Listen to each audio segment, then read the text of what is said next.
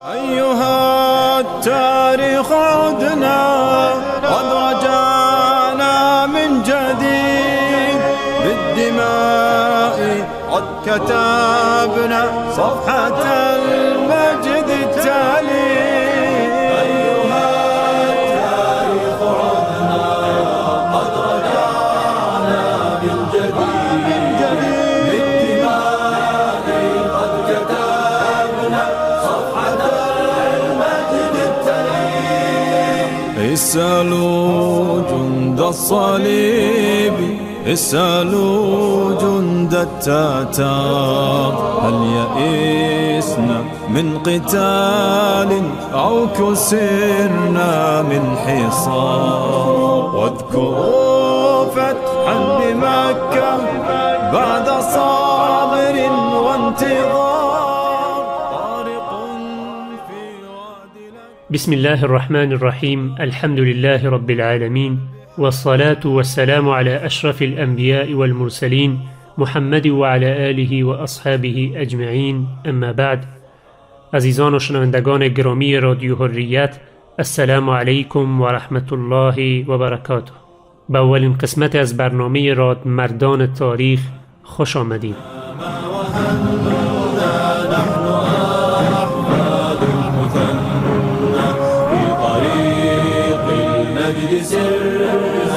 اسألوا التاريخ عنا ما وهنا نحن أحفاد المثنى في طريق المجد سرنا.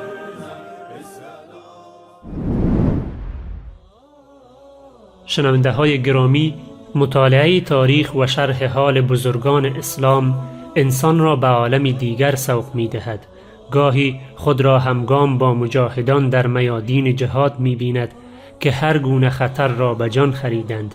باری دیگر در حلقه های علمی علمای متبحر می نشیند و گاهی با بزرگ مردان همراه می شود که در هر حال بدون هیچ ترس و واهمه سخن حق را به زبان رانده و از عاقبت آن اندیشه نکردند. دیگر بار صاحبان جاه و مال را می بیند که در اوج قدرت و ثروت زاهدانه زیستند و زمانی با عابدان هم نشین می شود که طعم شیرین عبادت را عاشقانه چشیدند. سیرت هر یک از بزرگان در حیطه خود بی‌نظیر و قابل الگوبرداری است و مطالعه زندگی آنان انسان را بیدار و غیرتمند می کند. یقیناً ملت‌های زنده و بیدار به تاریخ خود اهمیت داده و نسبت به تحقیق و بررسی زوایای آن اعتنای خاصی می‌ورزند و از این میان بیدارترین ملت مسلمان بوده که در پاسداشت و معرفی میراث گرانبهای بزرگمردان و نیاکان خود گویی سبقت را از ملل دیگر ربوده است. اینک ما در این برنامه با بهره‌گیری از کتاب رادمردان زبده‌ی تاریخ که از آثار شیخ علی طنطاوی رحمه الله می باشد تلاش می نماییم تا گوشه های از سیرت بزرگان و شخصیت های اسلامی را به معرفی بگیریم. از الله سبحانه و تعالی می خواهیم تا ما را توفیق نصیب فرماید که این برنامه را به وجه احسن ادامه دهیم و از شما شنونده های گرامی می خواهیم ما را در این برنامه همراهی نمایید. مجدنا ذات السلاسل، عزنا أسوار تستر، واسألوا قصر المدائن إذ به القعقاع كبر. لا نبالي لو أرادنا خلع هامات الجبال، في سبيل الله سرنا عبر ساحات القتال.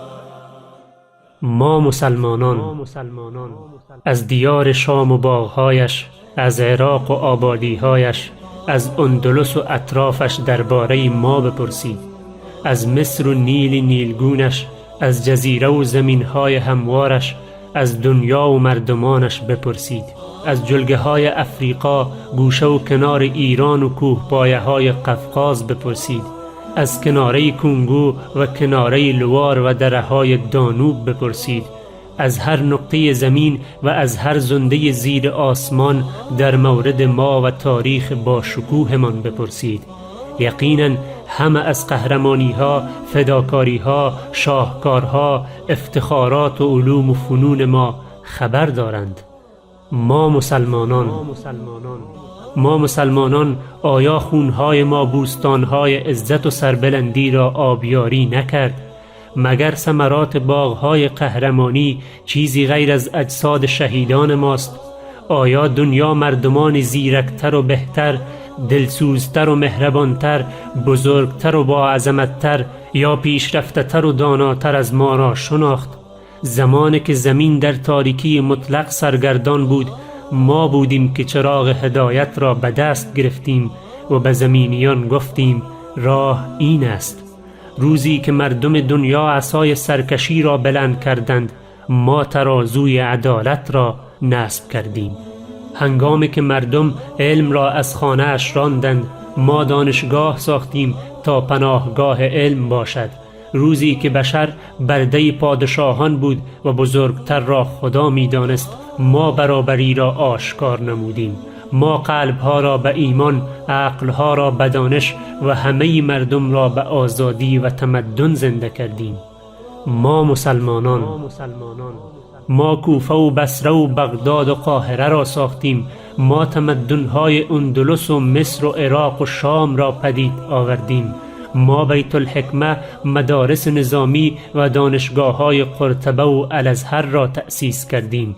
ما مسجد اموی، قبة الصخره، سامرا، قصرهای زهرا و حمرا، مسجد سلطان احمد و تاج محل را شکوفا نمودیم. ما مردم دنیا را آموزش دادیم. ما استاد بودیم و آنان شاگرد. ما مسلمانان ما ابوبکر، عمر، نورالدین، صلاح الدین و اورنگزیب داریم. ما خالد، طارق، قتیبه و ابن قاسم داریم. ما بخاری، طبری، ابن تیمیه، ابن قیم، ابن حزم و ابن خلدون داریم. ما غزالی، ابن رشد، ابن سینا و رازی داریم. ما خلیل، جاحظ و ابو حیان داریم. ما اسحاق و زریاب داریم. هر خلیفه‌ای که تصویر زنده‌ای برای انسان‌های برتر است از ماست و هر فرمانده‌ای که شمشیری از نیام کشیده‌ای از شمشیرهای خداست و هر عالمی که برای بشر به منزله عقل برای جسد است. ما 100,000 شخصیت بزرگ و بزرگوار داریم. ما مسلمانان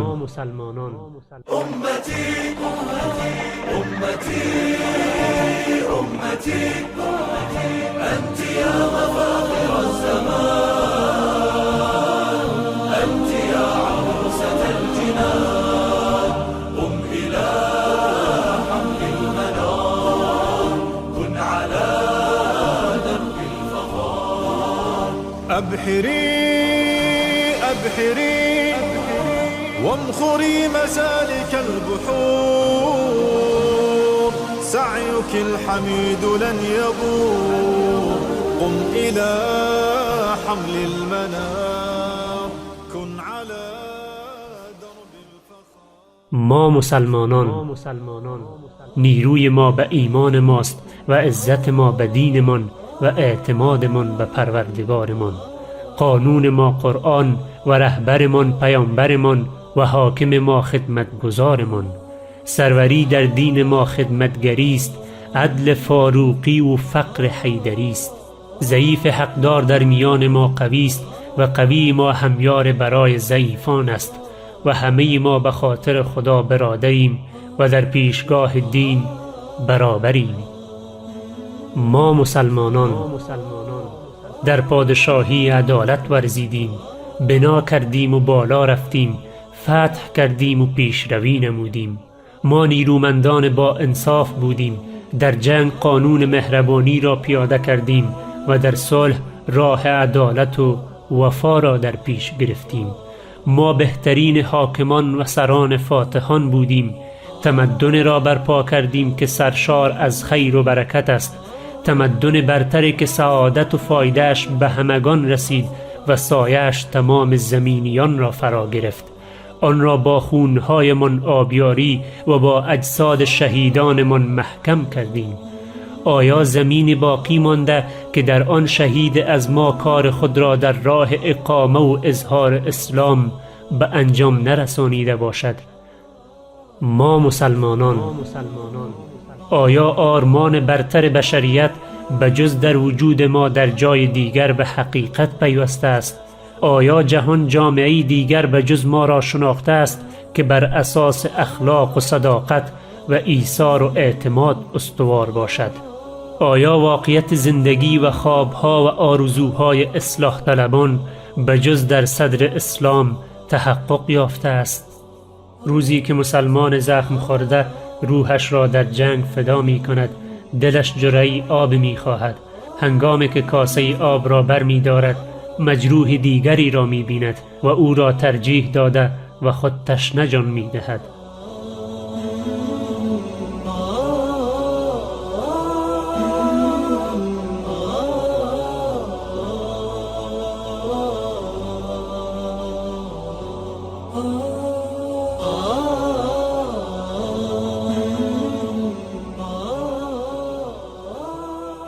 روزی که به زن مسلمان خبر می رسد که شوهر، برادر و پدرت شهید شدند و او فقط حال پیامبر صلی الله علیه و سلم را می پرسد.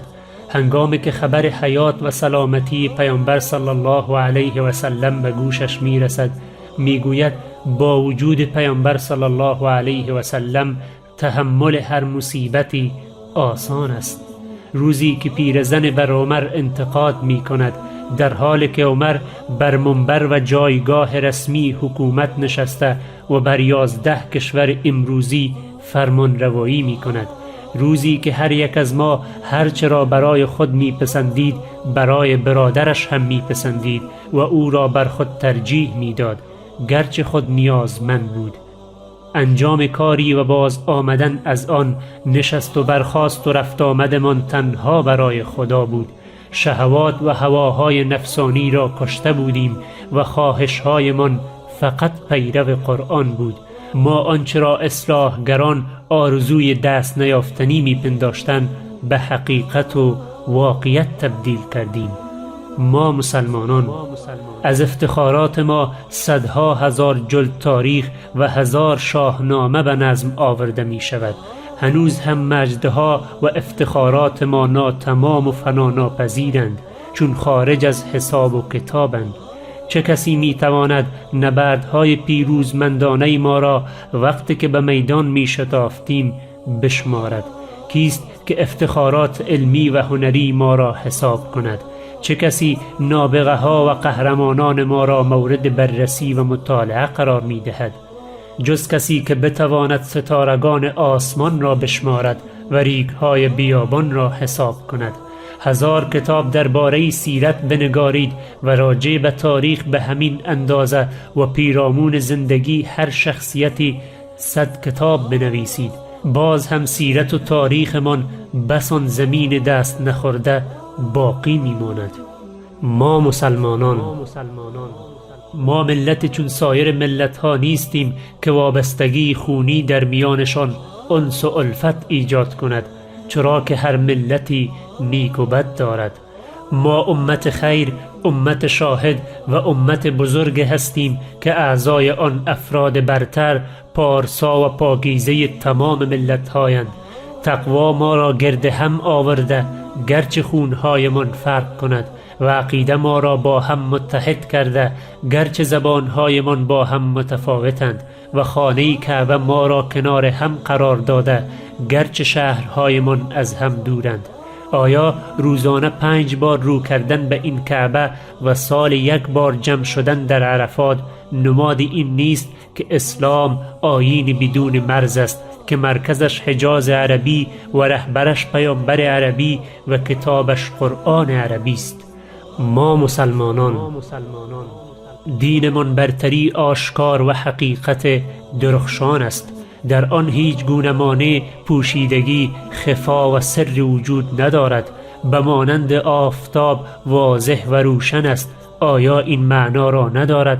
مگر در دنیا گروه یا آیین یافت می شود که روزانه 10 بار مبادی اش تکرار و پخش شود، آنطور که مبادی دین ما مسلمانان بر زبان مؤذنان پخش می شود. اشهد ان لا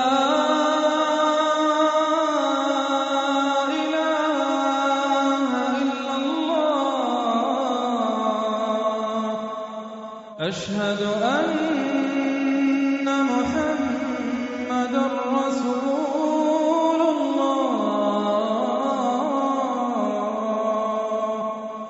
ما مسلمانان سست و اندوهگین نمی شویم، زیرا که الله با ماست. ما روزانه 30 بار این ندای مقدس آسمانی و این سرود توان بخش الله اکبر را می شنویم. قهرمانی سرشت ماست و محبت جانفدایی در رگهای ما جاری است. گذشت روزگار بدان نخواهد رسید و رخدادهای زمانه آن را از ما نخواهد گرفت. جزیره از آن ماست که هر ظالم بر آن گام نهد می سوزد و ساکنانش با وجود این جهنم در بهشتند. شام از ماست و غوطه‌اش که با خون آبیاری شده و کوه بلندش از آن ماست. عراق از ماست و زمین هموار فرات از ما هستند. فلسطین که جبل النار دارد از آن ماست. مصر از آن ماست، خانه علم و هنر و پناهگاه اسلام. مغرب تمامش مال ماست. ریف از ماست، سرزمین قهرمانی ها و جان نثاری ها. قسطنطنیه، استانبول امروزی با گلدسته ها و گنبدهایش از آن ماست. ایران، افغانستان، هند و اندونزی مال ما هستند. هر زمینی که در آن قرآن تلاوت می شود و مناره‌هایش با صدای دلنشین آذان نواخته می شود از ماست. هر ملک ملک ماست، ملک خدای ماست.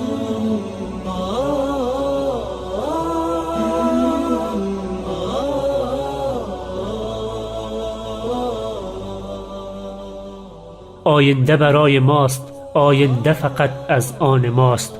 اگر به دینمان برگردیم ما مسلمانان.